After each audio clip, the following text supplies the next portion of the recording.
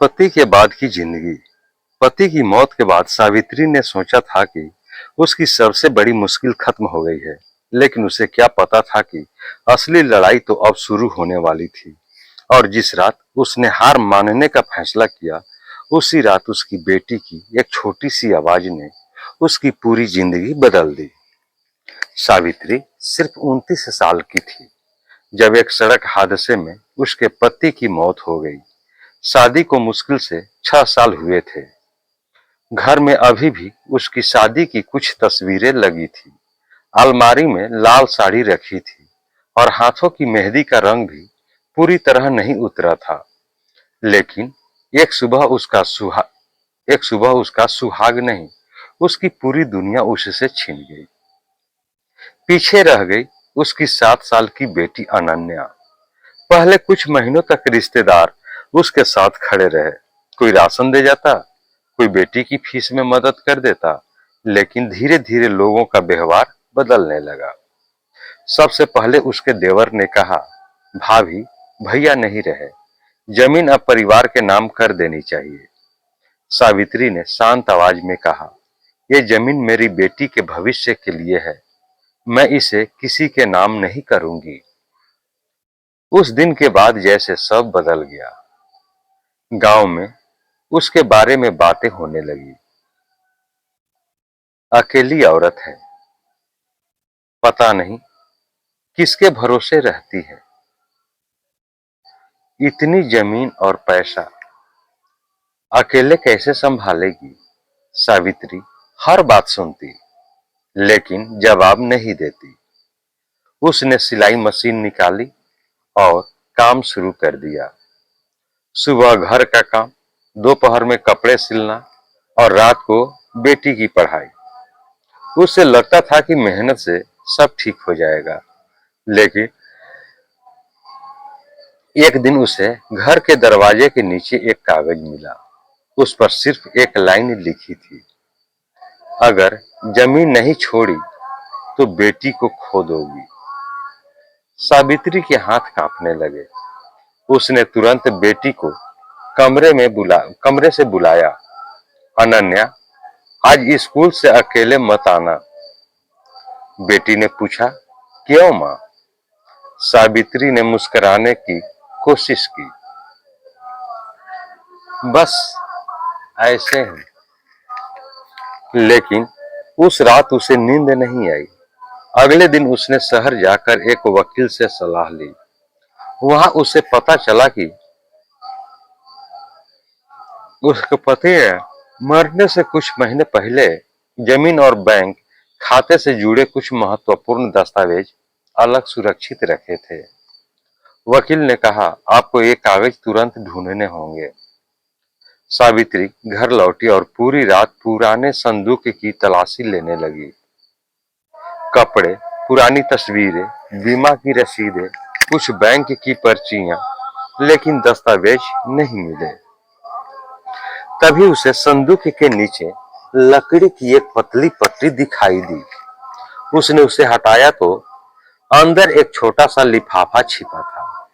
लिफाफे पर उसके पति की लिखावट थी, सावित्री के लिए, अगर मैं कभी वापस न आऊं।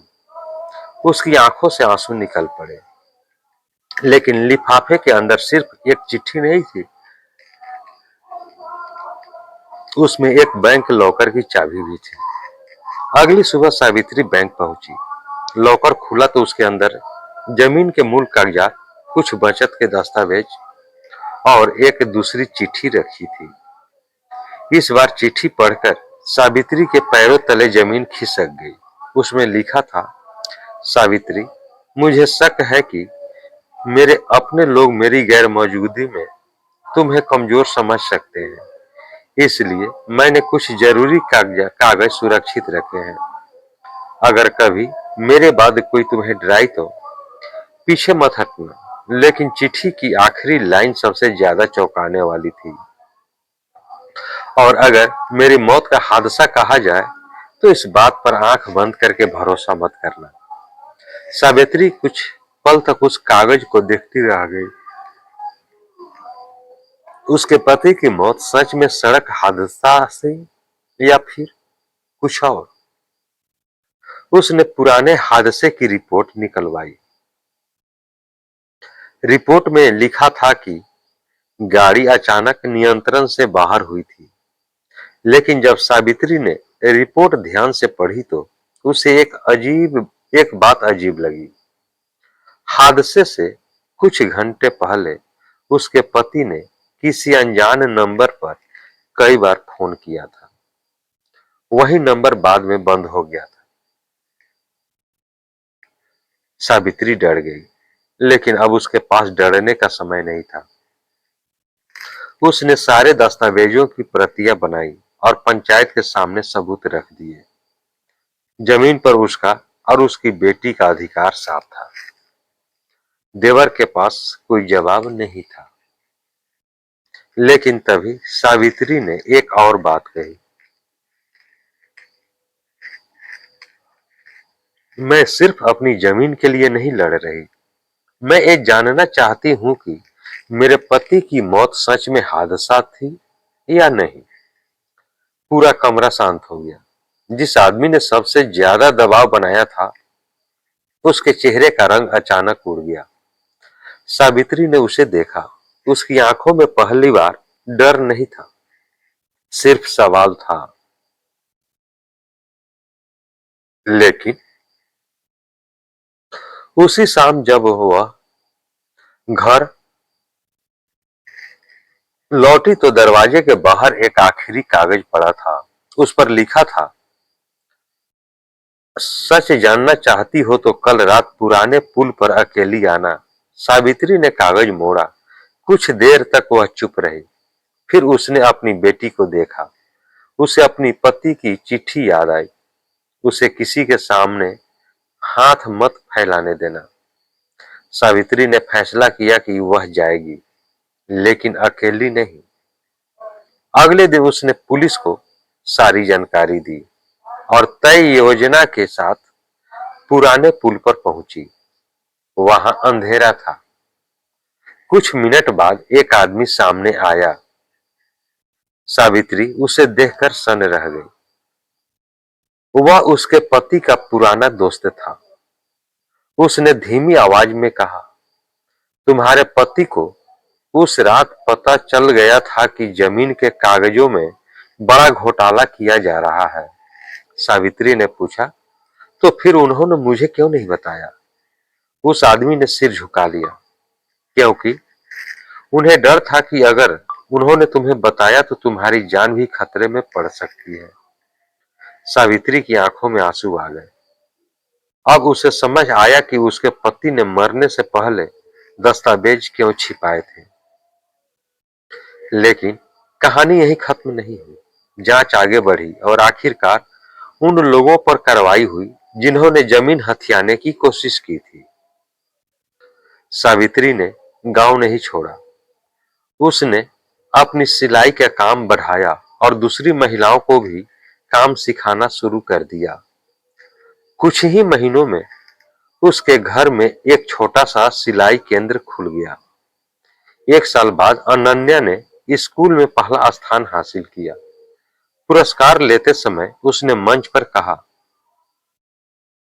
मेरी मां ने मुझे सिखाया है कि जिंदगी में चाहे कितनी भी मुश्किल आए, हमें डर कर रुकना नहीं चाहिए।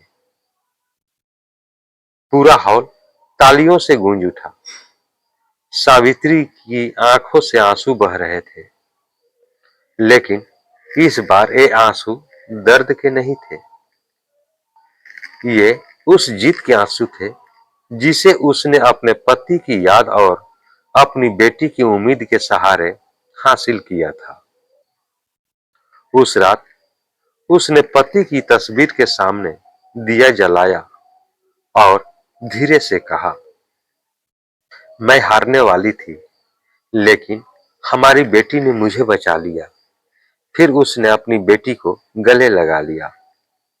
उस दिन सावित्री समझ गई, किसी इंसान की जिंदगी का सबसे अंधेरा दिन उसकी आखिरी कहानी नहीं होता। कभी कभी वही दिन उसकी सबसे बड़ी शुरुआत बन जाता है।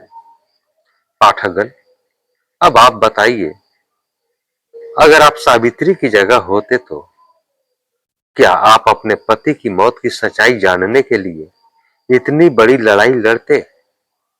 दोस्तों, यह कहानी आपको कैसी लगी? कहानी को लाइक करें, शेयर करें। चैनल पर नए हैं तो चैनल को सब्सक्राइब कर लें, बेल आइकन का बटन दबा दें कि आपको इस तरह की कहानियां मिलती रहे। अब हम लोग अगले वीडियो में मिलेंगे, तब तक के लिए जय हिंद, जय भारत।